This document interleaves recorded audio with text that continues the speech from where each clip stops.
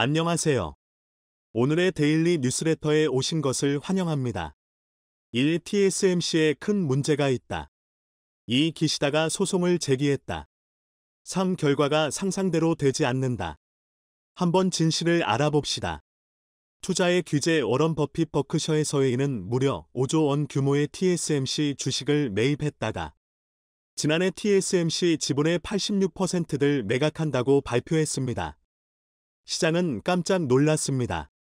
TSMC에 투자한 지 1분기 만에 투자를 대부분 철회한 것인데 가치 투자를 추구하는 워런 버핏 회장의 투자 스타일을 고려할 때 극히 이례적 결정이었기 때문입니다. 워런 버핏 회장은 1980년대에 매입한 코카콜라, 2016년 첫 매입한 애플을 아직까지 있을 정도로 장기 투자를 선호하는 사람인데요. 그런데 TSMC에 대한 투자를 대부분 철회한 이유를 묻자 버핏은 지정학적 긴장 때문이라고 말했습니다.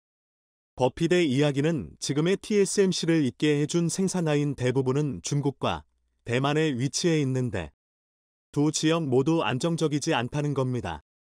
실제로 미국 내에서 TSMC에 대한 반도체 의존이 위험하다는 지적은 끊임없이 나오고 있습니다. 이 때문에 미국은 TSMC의 공장을 미국에 유치하기 위해 반도체 지원법을 만들었습니다.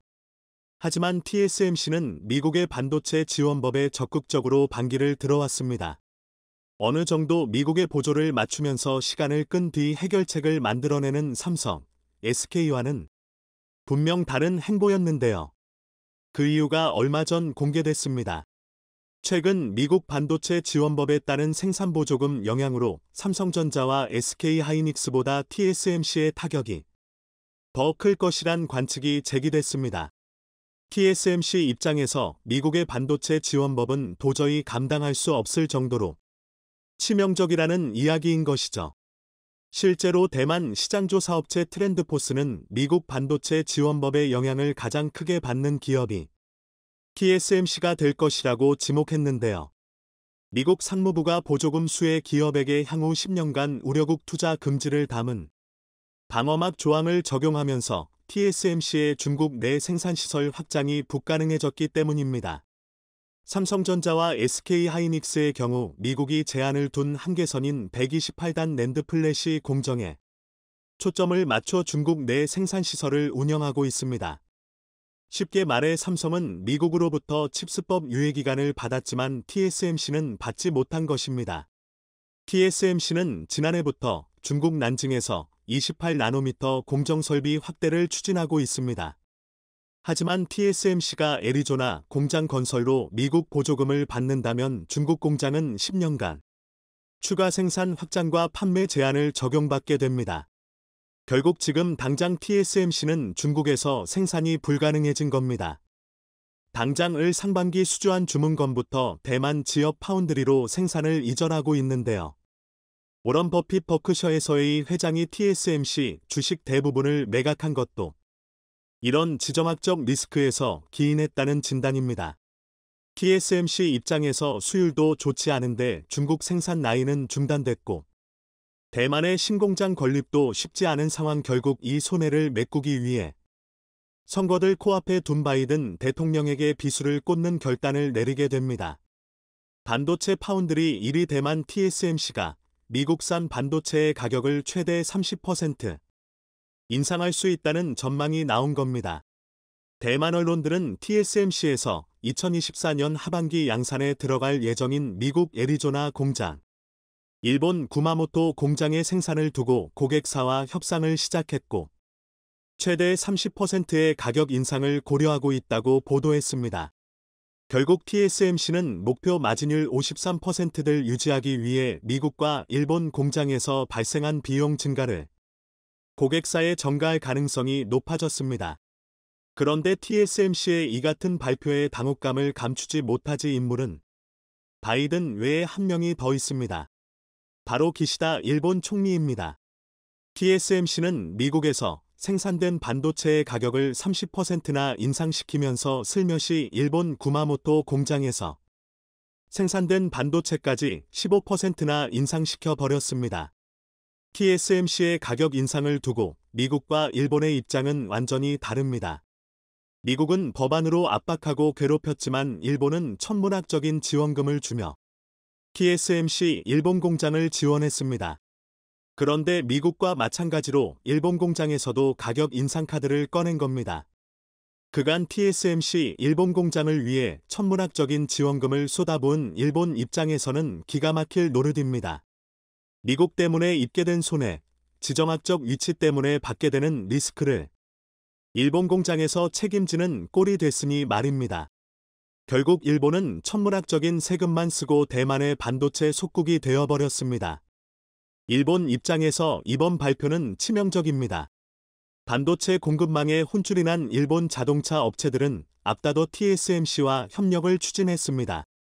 최근 혼다까지 TSMC와 차량용 반도체 조달 협력을 체결했습니다. 공급망 혼란과 이에 따른 차량용 반도체 부족 사태로 당초 계획보다 생산량을 40%나 줄여야 했기 때문입니다. 하지만 예상보다 혼다는 TSMC로부터 비싼 가격의 반도체를 공급받을 사실 지금과 같은 결과는 이미 충분히 예견되어 왔습니다. 반도체 부활을 노리고 일본은 TSMC를 일본 구마모토에 끌어들여 10년 걸릴 공사를 2년 반 만에 마치겠다며 무려 4.6조 원이란 어마어마한 예산을 지원했습니다. 하지만 반도체에 대한 실력이 없이 TSMC에만 의존하다 보니 왜 입장이 되고 말았습니다. 실력 없는 대외협력은 속국이 되는 지름길이라는 사실을 또다시 증명하고 만 겁니다. 보다 못해 일본 내에서도 비판이 새 나오고 있습니다.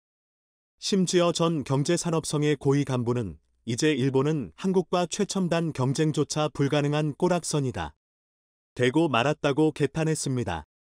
경산성 고위 간부 출신의 평론가 고가 시게아키는 아사히 신문 계열 시사주간지 주가라사이에 기고한 갈럼 대만 기업에 휘둘리는 슬픈 일본에서 이렇게 개탄했습니다.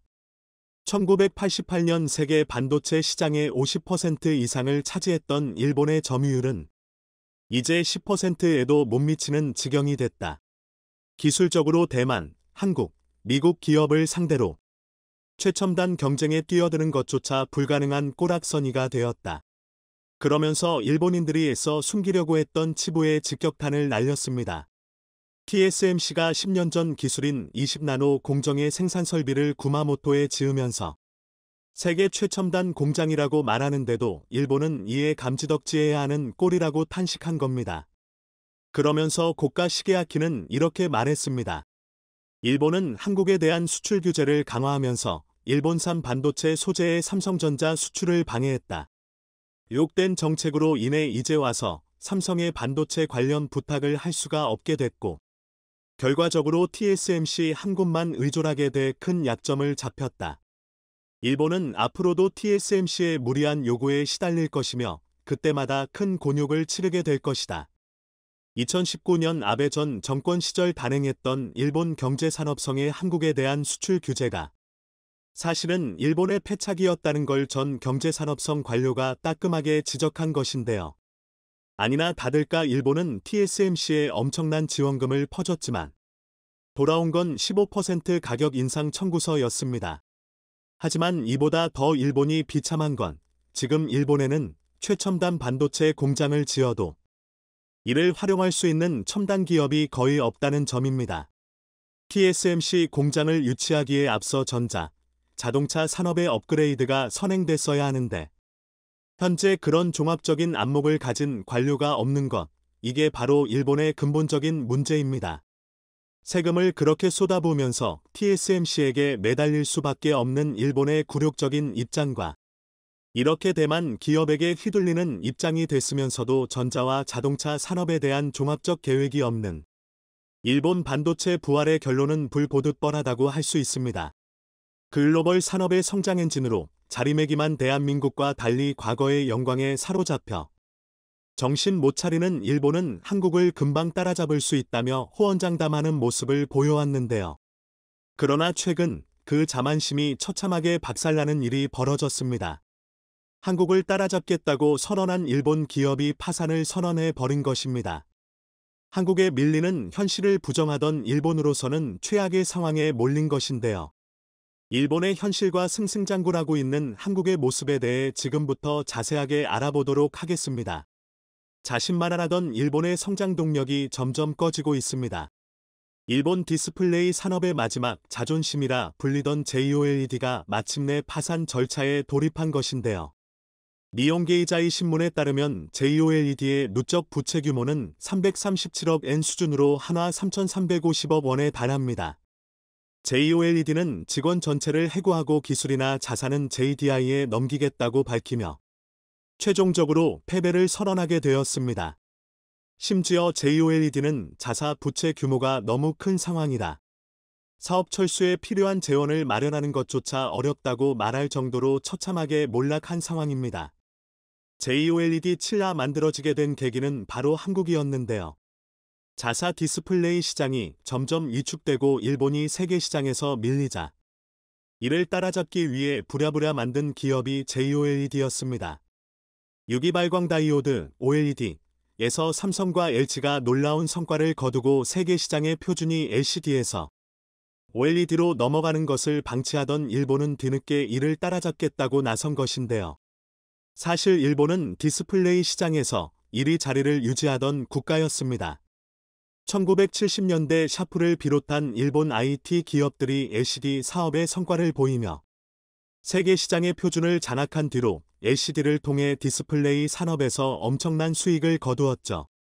계산기용 액정을 비롯해 다양한 LCD 패널을 생산하면서 1998년도에는 세계 디스플레이 시장에서 80% 점유율을 일본 혼자서 차지할 정도로 막강했습니다. 그러나 이 영광이 계속될 것이라고 자만했던 일본은 LCD 시장에서 기술을 더욱 강화하는 것에만 집착했고 그 뒤를 무섭게 추격하던 한국과 대만의 발전을 무시했습니다. 특히 한국을 우습게 보면서 절대 따라잡을 수 없을 것이라 호언장담했죠. 하지만 한국은 무서운 속도로 일본을 따라잡으면서 LCD 시장에서 점점 비중을 높여갔으며 새로운 시장인 OLED에 투자하는 것도 서슴지 않았는데요. 당시 일본에서는 OLED 투자는 모험이라고 말하며 투자를 꺼렸습니다. 반면 한국은 이 시장의 가능성을 보고 과감하게 투자를 한 것이죠. 그리고 이 베팅은 한국에게 엄청난 부를 가져다 주었습니다. OLED 시장이 무섭도록 성장하면서 이 기술에 일찍 투자한 한국은 이를 발판으로 세계 디스플레이 시장의 1인자가 될 수 있었죠. 이에 경각심을 느낀 일본은 JOLED를 만들어 한국을 따라잡겠다고 선언하고 OLED 방식의 혁신을 일으키겠다고 말하며 잉크젯 프린팅 방식을 도입했습니다. 기존 OLED 디스플레이 제작 방식은 OLED 소자를 진공 상태에서 부려 기판에 입히는 증착 방식이 주류입니다. 그러나 일본은 소자를 잉크젯 프린터처럼 기판 위에 인쇄하는 잉크젯 프린팅 방식을 사용하겠다고 선언했습니다. 고난도의 기술이지만 증착 방식에 비해 제조 공정이 단순해 생산 비용을 줄일 수 있다는 장점을 가진 기술이었습니다. 한국의 양적 성장을 따라잡기 위해 생산 단가를 절감해야 했던 일본의 승부수였죠. 그러나 OLED 기술을 이제 막 시작한 일본에게는 무리였습니다. 한국은 10년이 넘도록 차근차근 OLED 기술을 쌓아왔었던 것에 비해 일본은 기술을 쌓기도 전에 고급 기술에 도전한 상태라 결국 부작용이 찾아왔습니다. 품질이 불안정하고 불량률이 높은 제품이 양산된 것이 그 시작이었습니다. OLED 디스플레이에서 기술력을 상징하는 TV용 대형 패널 생산에서도 개발력에 한계가 있어 얇고 넓은 디스플레이 생산을 할 수 없었습니다. 20-30인치 모니터용 OLED 패널 제품이 일본의 최대 크기 제품이었죠. 한국과의 경쟁을 위해 JOLED는 부족한 기술을 붙잡고 기술 개량은 물론 생산 단가를 낮추기 위한 실험을 거듭했습니다. 하지만 당장 수익을 내야 하는 상황임에도 불구하고 실험을 거듭한 결과 JOLED는 계속되는 적자에 허덕일 수밖에 없었습니다. 결국 코로나가 찾아오고 금리 인상으로 인한 경기 침체가 찾아오면서 JOLED는 파산을 선택할 수밖에 없었습니다. 올해 예정되어 있던 투자 규모도 한화로 8조 원에 지나지 않았는데요. 이는 2022년 기준 15조 원에 대비 48%나 하락한 금액이었습니다. 한때는 디스플레이 시장의 지배자였던 일본이 기술력에서 허점을 드러내고 후발주자였던 한국에게 완전히 밀리면서 초라한 모습으로 퇴장하게 된 것이죠. 그런데 디스플레이가 첫 타자는 아니라고 하는데요. 일본 산업 전반에 걸쳐 이러한 일들이 벌어지고 있습니다. 반도체 시장에서도 벌어졌던 일이 다시 한번 일어나고 있는 것이죠. 지금은 반도체 시장의 1인자가 한국이지만 일본이 한때 메모리 반도체 시장에서 1인자였던 적이 있습니다. 1980년대 기점으로 DRAM 반도체 시장에서 일본이 반도체 시장의 80%를 장악했던 적도 있는데요. 그러나 미국이 일본에게 부과한 반덤핑 상계 관세 부과와 한국의 반도체 개발 성장과 맞물려 일본 반도체는 점점 점유율을 잃었습니다. 이후 1992년 삼성전자가 64루비트 DRAM 세계 최초 개발을 성공하면서 세계 최대 메모리 반도체 기업 타이틀은 삼성전자가 지금까지도 유지하고 있습니다. 일본은 한국이 치고 올라오는 것을 막기 위해 히노마루 연합을 생각했습니다. NEC와 히타치 제작소 등 일본 메모리 반도체 기업들이 합작해 엘피다 메모리 주식회사를 세우고 한국에 대항하기로 결정한 것이죠. 그리스어로 희망의 뜻을 지닌 이 회사는 세계 3위의 점유율을 자랑했습니다. 삼성전자와 SK하이닉스에 이어 세계 3위의 점유율을 기록했었죠. 그러나 2008년 세계 금융위기와 더불어 기술력의 한계와 2011년 도호쿠 대지진의 여파로 인해 회사가 휘청거리더니 결국 미국 마이크론 테크놀로지가 엘피다 메모리를 인수하며 일본은 굴욕적인 패배를 맛봐야 했습니다. 사실상 한국과의 경쟁에서 밀린 일본은 그럼에도 불구하고 포기하지 않고 똑같은 전략과 방식을 답습하며 이번에는 비메모리 반도체 시장에서 라피더스를 설립했습니다. 2022년 11월 토요타, 소니, 소프트뱅크를 비롯한 일본 주요 대기업 8곳이 차세대 반도체를 개발 및 생산하는 법인 라피더스를 만들어 한국에 대항하겠다고 한 것인데요.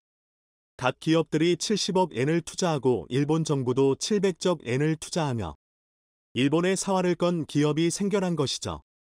이 기업은 이나노로 대표되는 최첨단 반도체를 생산하겠다고 밝히며 삼성전자와 TSMC를 추월해 초격차를 이루겠다는 야심을 드러냈습니다. 이나노 반도체는 회로 폭이 이나노인 최첨단 반도체로 현재 비메모리 반도체 시장에서 시장을 양분하고 있는 TSMC와 삼성전자도 아직 이나노 반도체에 대해서는 쉽사리 말을 꺼내지 않고 3나노 반도체 수율 안정화를 위해 기술력을 집중하고 있는 현실인데 비메모리 반도체 시장에서 성과도 없는 일본 기업인 라피더스가 이들을 바로 따라잡겠다고 말하며 호언장담을 한 것입니다.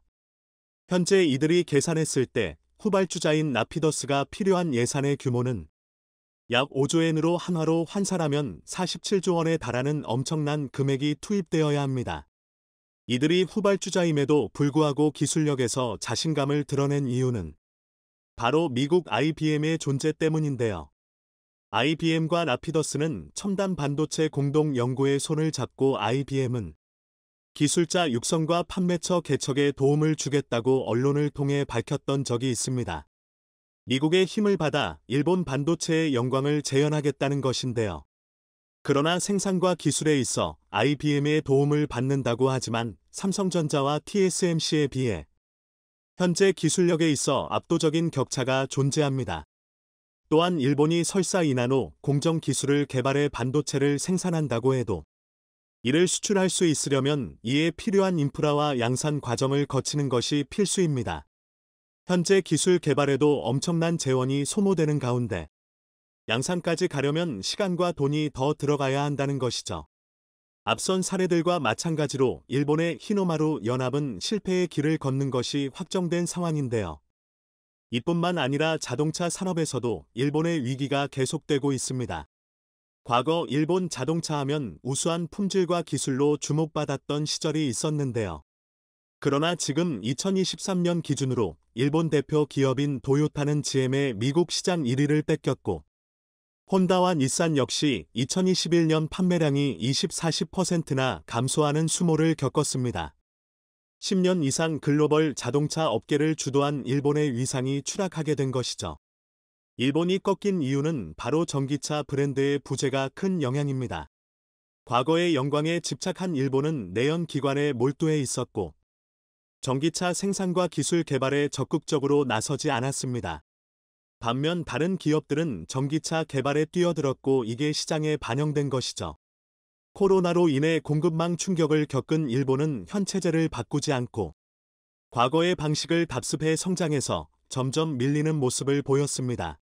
반면 한국은 빠르게 전기차 시장의 성장세를 주목 내연 기관에 집착하기보다 전기차 생산에 집중하면서 성공적으로 시장의 변화에 적응했습니다. 실제로 현재 전기차 시장의 1인자인 테슬라도 현대를 비롯한 한국 자동차 기업에 주목하는 모습을 보였습니다. 테슬라 CEO 일론 머스크도 한국이 잘하고 있다고 말할 정도로 전기차 시장에서 빠른 성장을 보이고 있죠. 콧대 높은 롤스로이스도 전기차 시장의 테스트베드로 한국을 선정하고 아시아 최초로 순수 전기차 모델인 스펙터를 선보이겠다고 말했는데요.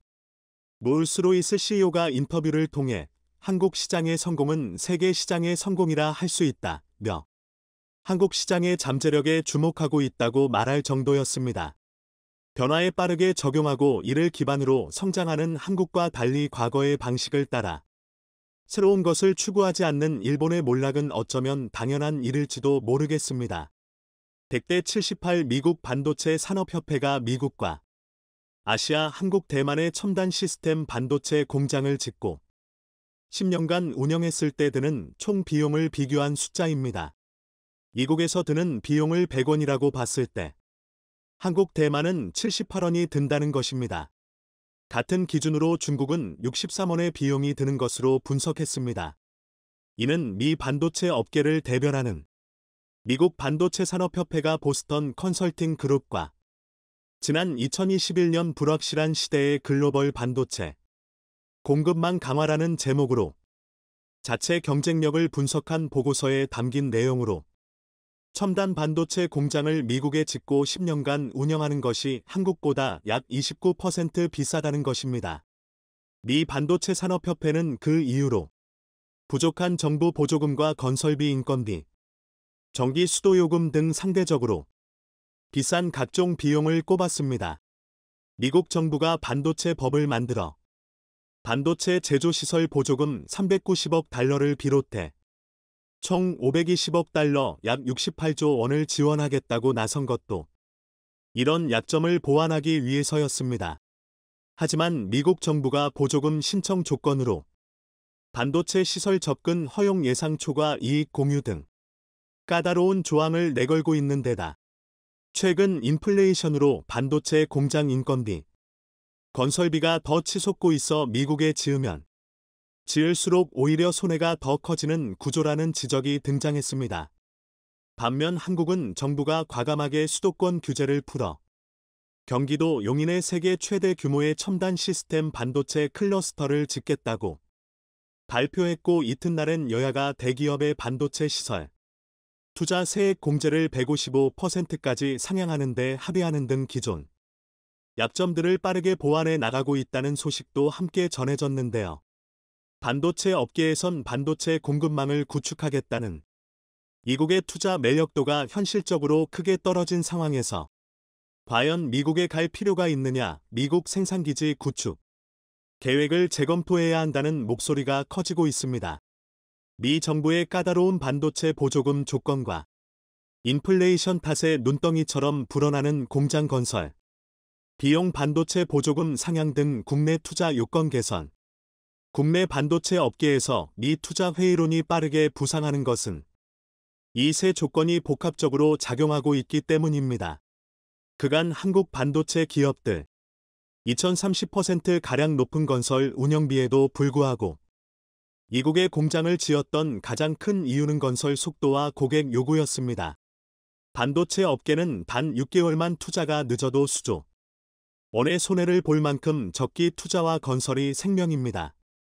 하지만 반도체 공장 하나 짓는데 한국은 8년, 미국은 3년이란 말이 나올 정도로 국내에선 각종 규제와 인허가에 발목 잡힌 경우가 많았습니다. 미국 큰손 고객들도 이런 사실을 알고 현지 생산 현지 조달을 요구해 왔는데요. 하지만 최근 한국 정부의 수도권 규제 완화, 야외 대기업 반도체 세액 공제의 15% 상향 등이 속도감 있게 이어지면서 투자 대상으로서 한국의 약점을 빠르게 보완하고 있는 상황으로 일본 2세 있는 삼성이 국내 장기 투자 계획을 밝히면서 반도체 장비 소재 업체들의 한국 진출이 가속화될 가능성이 있다고 분석했습니다.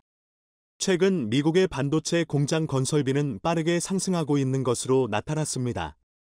올해 말 완공이 목표인 삼성의 테일러시 파운드리 공장은 건설비가 애초 계산 170억 달러 약 22조 2천억 원보다 50% 가까이 증가한 250억 달러 약 32조 7천억 원으로 예상되고 있는데요. 현지 인건비뿐 아니라 철강제 등 건축 원자재 비용이 가파르게 오른 탓이었습니다. 이에 따라 공사비의 최대 15%인 미 정부 보조금도 3조 3천억 원에서 4조 9천억 원으로 커지지만 공사비 증가 폭 10조 5천억 원을 감당하기엔 역부족으로 드러났는데요. TSMC 역시 건설비와 인건비 상승으로 부지 조성과 장비 도입의 차질을 빚으면서 공장 가동 시기가 1년가량 늦춰질 것이란 전망이 나왔습니다. 심지어 TSMC의 애리조나 공장 투자 계획은 사업 수익성을 고려하지 않은 정치적 결정이라는 비판도 나왔는데요. 사모펀드 커틀랜드 캐피탈의 커트 양 회장은 비즈니스 관점에서 TSMC의 미국 투자는 전혀 말이 되지 않는다. 지금까지 애리조나 공장은 TSMC나 대만에 어떤 이익도 주지 못했다고 밝혔습니다. 하지만 미 정부는 여전히 요지부동으로 나타났습니다. 미 국무부 라민 툴루이 경제기업 담당 차관보는 반도체 보조금 규정에 초과이익 환수 기업 기밀 공개 등 독소 조항이 너무 많다는 외신 기자들의 지적에 대해 외국 기업뿐 아니라 미국 기업에도 동일한 보조금 조건이 적용된다고 일축했습니다. 또 반도체가 됐든 청정 에너지가 됐든 최근 발표된 기업들의 다양한 투자 계획은 투자처로서 미국의 매력을 부각시킨 것이라고 밝혔는데요. 이와는 반대로 한국 정부가 용인해 세계 최대 규모의 반도체 클러스터 조성 방침을 밝힌 데다 여야가 반도체 세액 공제 법안이 전격적으로 합의하면서 국내 투자 여건은 빠르게 개선되고 있는 상황으로 향후 20년간 300조 원의 투자 계획을 밝힌 삼성으로서는 굳이 비싼 건설비, 인건비, 인력 공급 문제 등을 감수하면서 미국 투자에 나설 이유가 줄어든 것입니다. 반도체 업계 관계자는 지방자치단체장이 인허가를 좌지우지하는 일반 산업단지와 달리 용인의 국가 산다는 국토교통부 장관 주도로 부처 협의가 이뤄지기 때문에 반도체 단지 구축이 신속하게 이뤄질 것이라고 밝혔습니다. 글로벌 반도체 기업들의 미국우에 대한 찾기도 활발하게 이어지고 있는데요. 대만 TSMC는 독일 정부와 드레스덴 반도체 공장 건설을 놓고 보조금 논의를 진행 중이라고 로이터가 보도했다며 논란이 커졌습니다.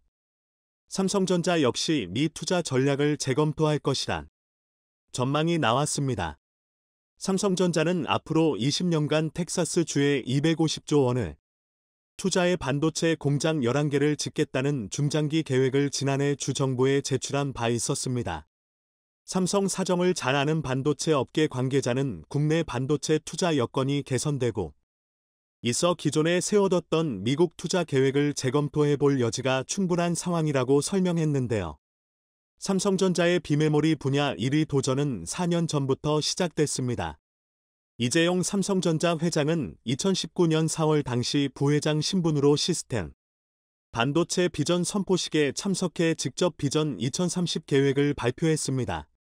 오는 2030년까지 총 133조 원을 투자해 메모리 분야 1위를 넘어 종합 반도체 글로벌 기업으로 성장한다는 게 그 핵심이었습니다.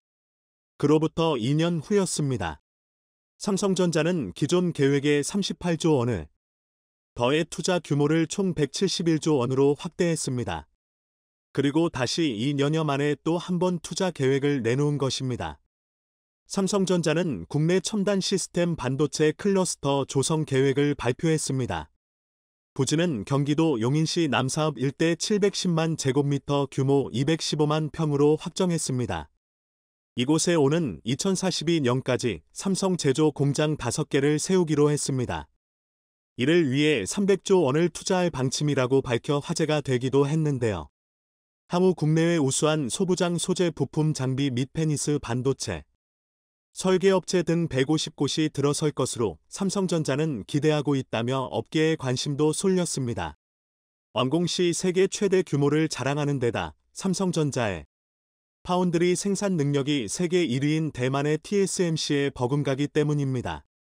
따라서 삼성전자가 용인 클러스터를 통해 상대적으로 열세라 평가받던 파운드리 분야에 경쟁력을 높이는 동시에 시장 석권을 위한 본격적인 추격전을 전개할 것이란 관측이 우세합니다. 실제 오나노이아 파운드리 양산은 현재 삼성전자와 TSMC만 가능한 것으로 알려졌습니다. 특히 삼성전자는 지난해 세계 최초로 차세대 트랜지스터인 가의 구조를 적용한 3나노 양산을 시작했는데요. 나아가 2025년 인하오, 2027년 1.4나노까지 계획 중으로 기술적인 면에선 TSMC를 능가하고 있는 셈입니다. 문제는 생산 능력입니다. 삼성전자와 TSMC 간 생산 능력이 약 3배 정도의 차이가 나는 것으로 업계는 보고 있습니다. 생산 능력은 시장 점유율에 영향을 미치는데요. 대만 시장조 사업체 트렌드포스에 따르면 지난해 4분기 파운드리 시장에서 삼성전자와 TSMC는 각각 15.8%, 58.5%를 기록하며 42.7%포인트 격차를 보였습니다. 삼성전자의 용인 클러스터 조성 계획이 추격전으로 해석되는 이유입니다. 일각에선 이재용 회장의 승부수로 평가하기도 했습니다. 반도체 어황 악화에도 파운드리 사업 확대를 결정한 것은 삼성전자의 미래 먹거리로 볼 수 있다는 판단에서였습니다. 실제 삼성전자의 사업 매출 현황도 먹거리 변화를 뒷받침하고 있습니다. 그간 삼성전자의 실적 효자는 디램이었으나 반도체 한파를 맞은 지난해 파운드리가 선방한 모습을 보였습니다. 트렌드포스는 삼성전자의 지난해 4분기 파운드리 사업 매출을 7조 164억 원 53억 5,100만 달러로 집계했습니다. 같은 기간 디램의 사업 매출 7조 2,103억 원 55억 4천만 달러보다 1,939억 원 낮은 것으로 나타났는데요. 메모리 업황 반등 시점이 늦어질 경우 올해 파운드리 매출이 디램을 뛰어넘을 수 있으며 파운드리는 수주형 사업이다. 글로벌 경기 영향을 덜 받는 것으로 삼성전자가 메모리 가격 폭락으로 실적 부진이 이어지고 있지만 파운드리 반도체 위탁 생산 부문이 반도체 사업의 최대 성장축으로 떠오르고 있다며 글로벌 경기 침체 상황에서 수주형 산업인 파운드리의 강점이 부각되고 있는 것입니다. 시장조 사업체 트렌드포스에 따르면 삼성전자의 지난해 4분기 파운드리 사업 매출은 53억 9,100만 달러 7조 164억 원으로 집계됐습니다. 전년 같은 기간 55억 4,400만 달러보다 2.8% 감소했지만 전 세계적인 반도체 불황 속에서 상대적으로 선방했다는 평가가 나왔습니다. 파운드리 사업은 반도체 불황기를 맞아 삼성전자의 핵심 먹거리로 부상하고 있는데요. 삼성전자 파운드리 매출은 회사의 최대 실적 효자인 디램을 소폭 밑도는 수준까지 커졌습니다. 지난해 4분기 삼성전자 디램 사업 매출은 55억 4천만 달러로 파운드리와 불과 1억 4,900만 달러 차이로 역대급 반도체 한파를 맞아 삼성전자 매출 구조에도 대대적인 변화가 나타나고 있는 셈입니다. 하지만 일부에선 파운드리 사업의 약진은 단순히 메모리 부진에 따른 착시 효과라는 해석도 나왔는데요. 최근 반도체 시장은 전반적으로 부진했는데 특히 메모리 반도체 업황이 더 안 좋았습니다. 삼성전자 디램 매출은 지난 4분기 1,005억 8천만 달러에서 47.6% 급감했습니다. 다만 파운드리 매출은 반도체 산업 전반의 침체에도 상대적으로 견조한 수준으로 이에 따라 메모리에 비해 글로벌 경기 영향이 낮은 파운드리 산업의 강점이 더 부각되는 상황입니다. 삼성전자가 파운드리 등 비메모리 반도체 사업을 적극 투자하는 것도 이와 무관치 않은데요. 이재용 삼성전자 회장은 지난 2019년 시스템 반도체 비전 2030을 발표하고 오는 2030년까지 비메모리 분야 1위 달성을 목표로 대대적인 투자에 나섰습니다. 삼성전자는 전날 용인에 710만 제곱미터 규모의 세계 최대 첨단 시스템 반도체 클러스터를 만들겠다는 계획도 밝혔습니다. 오는 2042년까지 300조 원을 투자해 첨단 반도체 제조 공장 5개를 구축하고 국내 외 우수한 소재 부품 장비 업체 및 팹리스 반도체 설계회사 등을 최대 150개 유치한다는 계획입니다. 용인 클러스터에는 대규모 파운드리 설비가 들어설 예정으로 용인탭이 가동되면 삼성전자는 경기 평택 미국 오스틴시 리테일러 시신 생산지와 함께 생산 능력이 파운드리 세계 1위인 대만의 TSMC에 버금갈 전망입니다. 미국 매체니언들은 이 소식을 크게 보도하며 삼성이 결국 까다로운 미국에서 발길을 갑자기 돌려 한국으로 돌아갔다고 분석하기도 했는데요. 삼성전자는 반도체 적자 위기 속에 파운드리 사업 확대를 통해 위기 돌파구도 마련한다고 밝혔습니다. 당장 2027년까지 모바일의 제품군 매출 비중을 50% 이상으로 높인다는 목표로 이와 함께 파운드리 생산 능력을 2024년 말까지 지난해 대비 3배 끌어올릴 계획이라고 밝혔습니다. 삼성전자는 이번 투자 계획 발표를 통해 메모리 반도체 시장에서도 초격차 전략을 이어갈 전망입니다. 반도체 업황 둔화로 글로벌 반도체 기업들이 투자를 주저하는 상황에서도 삼성전자는 올해 설비 투자 규모를 전년 수준으로 유지하기로 했습니다. 특히 자회사 삼성디스플레이에서 20조 원을 차입해 반도체 투자에 대한 확고한 의지를 드러냈습니다. 삼성전자는 지난해 4분기 디램 시장 점유율을 전 분기 40.7%에서 45.1%로 기업용 솔리드 스테이트 드라이브 점유율은 40.6%에서 46.9%로 끌어올려 매출 부진에도 시장 점유율 확대에 나섰습니다. 삼성전자는 메모리 분야에서도 미래 수요에 대비하고 선단 공정 리더십을 발휘하기 위한 투자를 지속하고 있습니다.